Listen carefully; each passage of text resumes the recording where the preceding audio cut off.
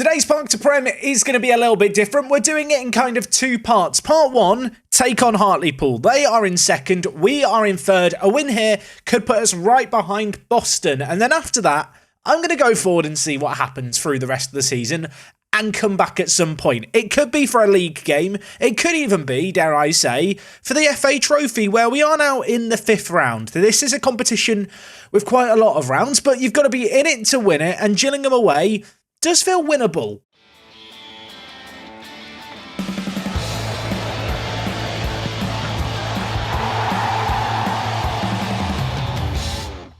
Now, of course, last episode we did have the FA Cup and the game against Boston United. That Boston United game, an all-important win. And since then, 2 league games played and an FA Trophy game. In the FA Trophy, we beat Bath 3-0. You kind of already knew that. We've talked about how we made it to the next round. When it came to the league, one game that we should have won and one that we shouldn't have won. The game that we shouldn't have won, really, on paper, Chesterfield. And I don't want to blame anyone. Perner's got a 5.9. McDonald's got a 5.7. We were 2-1 up at half-time in this game. And we lost 6-2. Now, Chesterfield are just this weird team in this save game. Media prediction of first. Right now, they are scraping into the playoffs. They are a stacked team. They are a team that, on paper, probably should be beating us in the Vanarama National League. If we look at the wage spend per year, they dwarf absolutely everyone else in this division. I'm really trying to justify the fact we've lost 6-2. We were winning at half-time. We conceded 5 goals in the second half. It just wasn't a very good day. I mean, the XG total, it was very close. I'm going to call it a freak result. I thought I was over this game, but just seeing this screen again has upset me. Most recently, we did beat Woking. This was another weird game. Another game with lots of late goals. We've seen a lot of that this year. We took the lead in this game. We were 1-0 up at half-time. They went 2-1 up. After the previous game, I was fearing the worst, but then Robbie Yer grabbed 2 goals in the 87th and 89th minute, and with those 2 goals, we won 3-2. I feel like we have Robbie Yer to thank for a lot of things this year. Really good performance in this game for him. 20 goals this season is absolutely superb. He's wanted somewhat unsurprisingly by teams, and of course he is our top goal scorer. Boston United are actually 5 points ahead of us. We ate into that point gap. You might remember last episode we were 2 points behind them, but having dropped points, they have pulled that little further ahead. As for Hartlepool, they did lose a recent game, which as a result they only sit 1 point above us. Whoever wins this game between ourselves and them has the best chance of catching Boston, with not many games left of the season now. Now, today's opposition in Hartlepool had a really rough start to the season. You can see here they only won 4 games in the first 2 months. It made our start to the season look kind of good, but as of late they've been in red hot form. They had a really good November, December kind of period. January they have struggled, albeit they have just played Boston and Chesterfield, of which they did manage to beat Chesterfield, which we couldn't.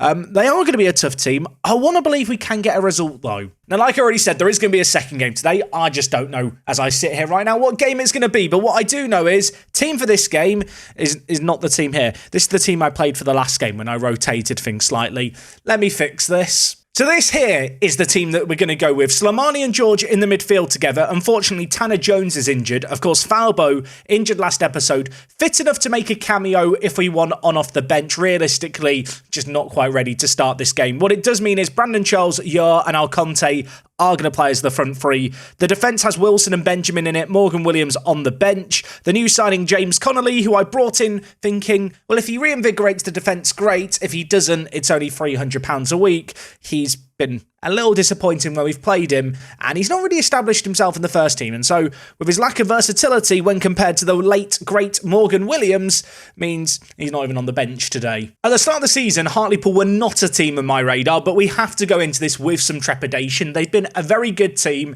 I know a defeat here probably condemns us to the playoffs for, well, a second year in a row, a third year of missing out on the automatic promotion spot. In case it isn't obvious, I really hate the Vanarama National League, so a win here would be really important. As the home team, we have to give ourselves the edge. Let's see if we can bring it all together. Okay, McGuinness on the near side with a throw-in. Throws it short to George. What can he do? He tries to put it in. It's blocked. Slimani, the Algerian prince from the edge of the box, misses the target. Half a chance there. Thomas with the ball for Hartlepool, maybe looking to go long. Beyond the halfway point in this half already. It's not been a classic, but we've come away with the ball. And, well, Yer was definitely offside there, but the ref's not blown. We're not going to complain. Charles, back post. Conte, what a save by the goalkeeper. And I think the rebound was saved by him as well. Some outrageous goalkeeping. The Hartlepool goalkeeper has bailed them out single-handedly there. He's got onto a 7.2 rating immediately. McDonald with the ball, going long in the rain. It's coming down with snow on it, that ball. It was kicked so high into the air. They've dealt with it. They're going long too. Nice winner. Hnusek. Slimani, the centre mid, on a booking already. A little bit of a cause for concern. Brandon Williams crunching tackle on him there. Of course, was on a long goal-scoring drought. Actually broke it when he scored last episode. I don't think he's scored since then, so it doesn't bode particularly well. Kinsella with the ball now, looking to go back, but that is a dangerous ball to play, and Conte has latched onto it. One-on-one situation, and Thomas has made a very good save again there. Back with Benjamin he goes. McGuinness, the number 2, switching it to Brandon Charles. That was an outrageous pass by the right back. Slimani, edge of the box, crosses it in. Yours there. And that is off target again. Half-time here, 0-0. It's not been a great half for Hartlepool. It's been a good half for us in terms of what we've seen. But unfortunately, what we haven't seen is a goal. You do have to get those to win in football matches. Okay, coming up to an hour played, I'm going to make an early change. I'm not going to make all 3 changes at once after last time out, but I am going to bring in Ferguson at box-to-box midfielder. First change of the game, Slimani's not been great. He's been on a booking as well for a lot of it. Perner so far at left-back has had a very quiet game, which is incredibly uncharacteristic, but here we are. Miracles can happen. I say that. I feel like I've just talked into existence. He's going to make a mistake. Chance maybe for us here. It's dealt with well. Wilson now with the ball, bringing it out as the centre-back. Needs to be careful, but gives it to Perner, who plays it across to Brandon Charles. It was offside anyway, but he asked it the target there, doesn't he? Okay, Conte is really, really struggling out on the right-hand side, so I'm going to make my second change here. Conte is going to come off, Charles is going to move out over onto the right, and Robbie Smith, a man who I've not really given enough minutes to, I feel like, this year is going to come in. I feel like he's lived in Falbo's shadow a little bit, but a good player, of course, inconsistent, doesn't love big matches, but in terms of raw ability, a player who should be able to finish with 15 finishing. The young Scot is going to come on for us. Out on that left-hand side, let's see if he can have an impact. It's still 0-0 here, we need a goal. 84th minute and counting. It's 0-0. Why did I come back for this game? Why have I sat here and put myself through this big game that we really need to win to catch up with Boston? And, well, barring a very, very late goal, which I want to believe could still happen, it could be a disappointing result. But the ball's in a dangerous area. And Robbie Smith on the volley. I'm going to start him next game. It's official. I've decided it. It's offside. He's not getting the start. I take it all back. It's still 0-0. I mean, Robbie must have been the man offside here. I assume that line's drawn for Yer's right foot because, I mean, he's not offside from the second bit. And from jubilation to heartbreak. It's not often we have 0-0s here at Guns. We actually went on a run where we scored in consecutive games for 20 games in a row.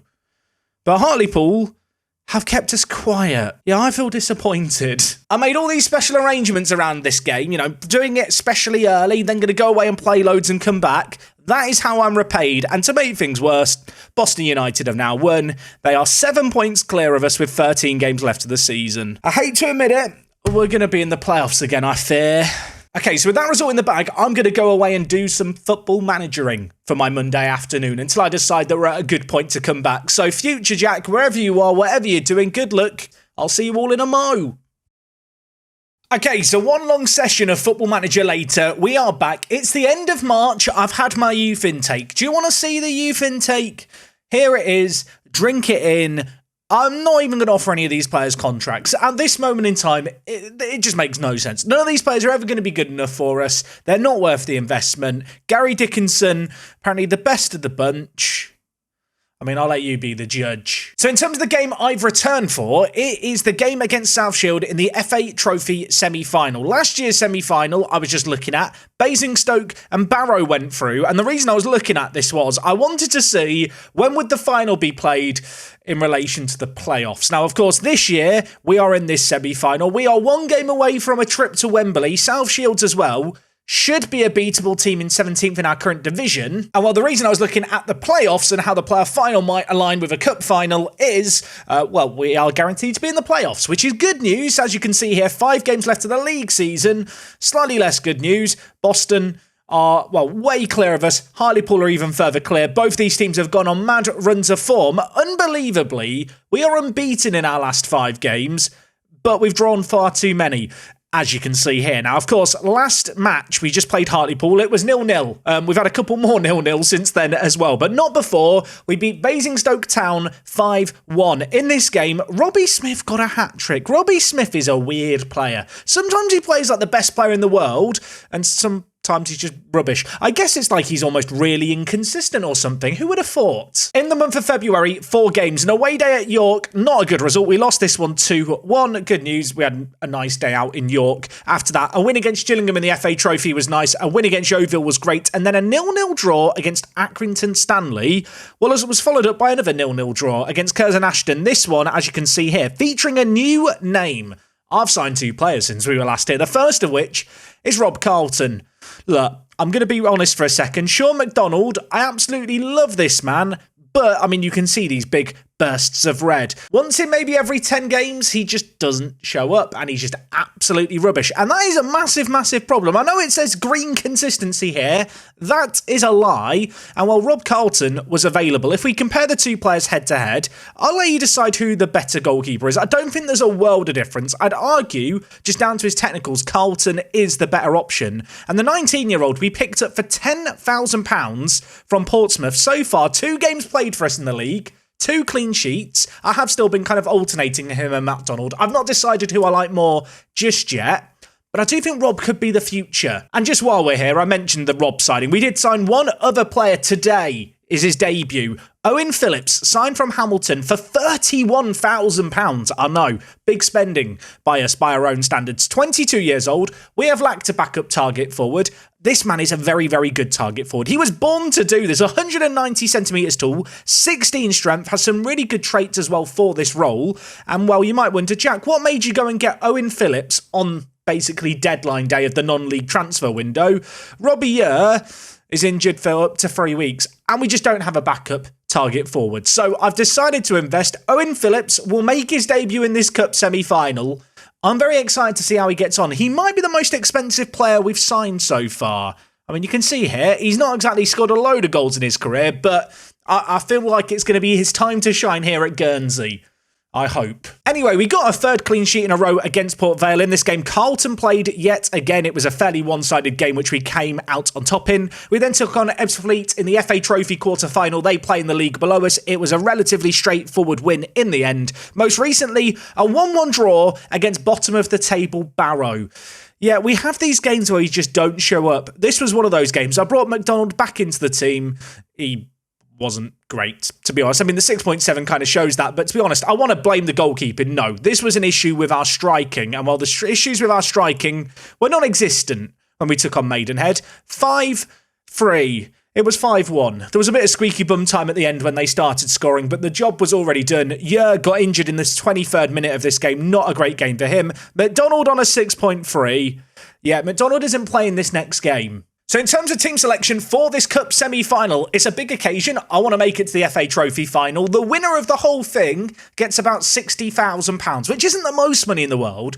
But if the Wembley return is anything like last year's playoff Wembley return in terms of, you know, the ticket revenue and stuff, it'd be very good to get there. So I am taking this very, very seriously. When it comes to our team, I've already mentioned it. Phillips makes his debut up top. We are going with Smith to his left, so the 2 Scottish players alongside one another. Charles out on the right-hand side has been very, very hit and miss. 2 goals in his last 10, a 6.82 rating. But he did get 2 goals in his most recent match. He goes through these spells where he scores a few goals, then doesn't score in 7. Which compared to last year's Brandon Charles, does make me a little bit sad. In the defence, Carlton is going to play in goal with Wilson and Benjamin either side. Wilson and Benjamin, I do believe, are our best centre-back options, although you might have noticed it in terms of some of the team selections in that run of recent games. There has been a lot of rotation going on. We're at that crunch point in the season where the fixtures are piling up and we need to use our depth. And I suppose when you look at the number of appearances by our players, the number of players in double figures really gives you an idea of the rotation. Of course, Robbie is injured. McGuinness is suspended at right back.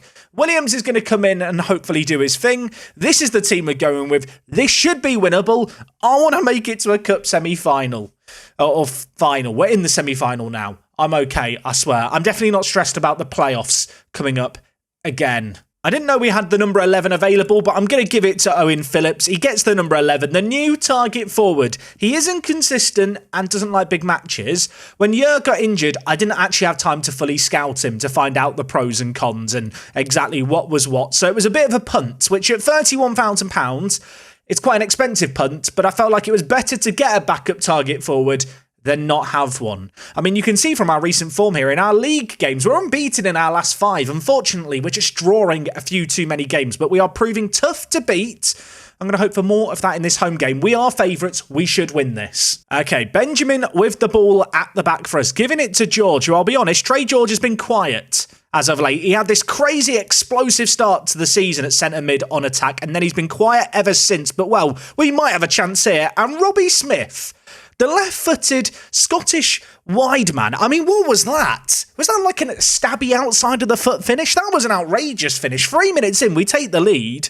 Hanusek to Ferguson, who's playing that box-to-box midfielder role. He dinks it. Smith cuts inside, and then on his left foot on the outside of it, he just punts it into the bottom corner. I love that. It's 1-0. An early goal definitely settles the nerves a little bit. I'm still staring at Owen Phillips, hoping he's going to do something. I've spent £30,000 on a man in March. He's joining us for the next kind of year and a bit, and well, I'd love to see an instant impact. He's not going to be the most mobile player, but at 190 centimetres tall, I want to believe he's going to be the plan B on days where Robbie Yer hasn't shown up this year. We've struggled to get goals, it feels like. Obviously, there's a reason Yer is the top goal scorer in our team. I'm hoping we're going to have a new target out ball, but you know what? Maybe we don't need one. Maybe Brandon Charles and Robbie Phillips on the left and right can just do it all on their own. That is a ridiculous finish by Charles. That is the Charles of old.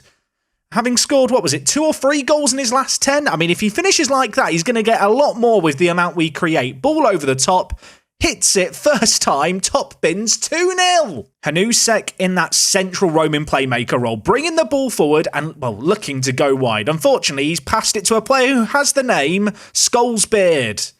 I want to believe that's a real person and not a regen. I am almost scared to check. I don't want to have my reality shattered if it's not a real person. We'll never know. I'm never going to check it. I'll tell you what, that was half a chance there, wasn't it, as we drove the ball across the box. It's cleared away initially, but South Shield's on the back foot in this game. Ferguson to Smith, and while Charles is there, he looked offside by a country mile. I'm waiting for the flag to go. There we are. There it is.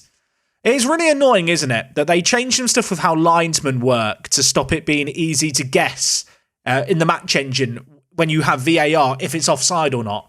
But at the lower levels, the linesman just never flags for the offside. It makes it very difficult to trust anything. I know the other week I was going on about brick walls. I'd quite like linesmen to be fixed in the lower leagues as well. Please, Football Manager. Thank you. Anyway, we've got a chance here. We're 2 goals to the good. We look absolutely amazing today. If we can end the season in this kind of form, I'll back us to win the plus. We've just given the ball straight to them. If they score now, I really have just cursed us, haven't I? Marginson floats it in. They have a chance. I'll tell you what, Carlton in goal makes another stop. There's a reason he's got 2 clean sheets in 2 in goal for us. It saves like that. 2 minutes left until half-time. A big ball forward headed back away, but Phillips proving a nuisance and creating space for Charles, who, well, he's tried to dink that there and he shouldn't have. And right before half-time, Trey George is injured. A potential knee injury. I mean, Tanner Jones, on you come. I talked about Trey George and the fact he's been very, very meh after an amazing start to the year. This man has 13 goals. He's got 1 in his last 10, and now he's injured. I just feel sad. 2 goals up at the break, though. Reason to enjoy ourselves, I feel like, in this second half. We're doing really well. Keep it going. We have 1 foot in the final. If we win this, of course, we're guaranteed a trip to Wembley. If we can make it far in the playoffs into the final, we can have 2 Wembley trips next episode. Oh, that would be a party. Okay, an hour played here. Normally I'd be making subs, but we've already been forced to make one with the injury previously. Tanner Jones, of course, coming on. This second half, not quite been as action-packed as the first half in terms of chances for us, but maybe a chance here. This is lovely build-up play. Options in the middle, and Owen Phillips has scored on his debut. Brandon Charles turns provider. And he's doing the robot. I think he was doing the robot. In my head, he was doing the robot. He's the non-league Peter Crouch, is Owen Phillips. He's just a big, tall man with long limbs. It's played forward here. Charles with the ball across, and then, well, he's left-footed. He's taken that on his right. It wasn't the most convincing of finishes, but it's made it 3-0. Going into this game, Hanusek was a little bit tired, and he's looking rather tired. So you know what? Slimani, on you come. Elsewhere, Morgan Williams is tired. I'm bringing in Perner. I'm doing it. People are sat there rolling their eyes thinking, why does he keep doing it to himself? I can't help it. I promise you Perna is not blackmailing me.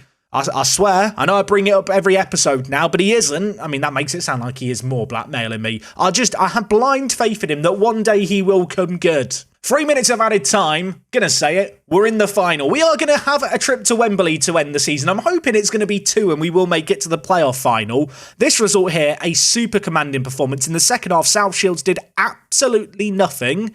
And well, 3-0, convincing result. Clean sheet again for Rob Carlton in goal. Owen Smith scored. Everything that I wanted to see, we did actually see in that game. I say that, Trey George getting injured was something I didn't really want to witness. Out for 7 to 8 weeks. That might be his season over. Also, his bravery's gone down to 1.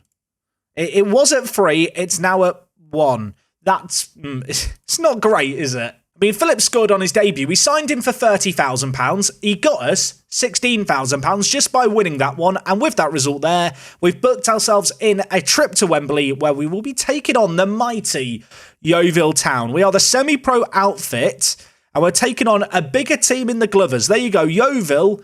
Bigger than us. Even though their media prediction is 13th and they're currently 15th, they are bigger than us. That is the state of play here at little old Guernsey at the moment. So looking ahead towards the end of the season, like I already said, we are guaranteed a playoff spot. We're not going to catch Boston, so there's definitely going to be some playoff action going on.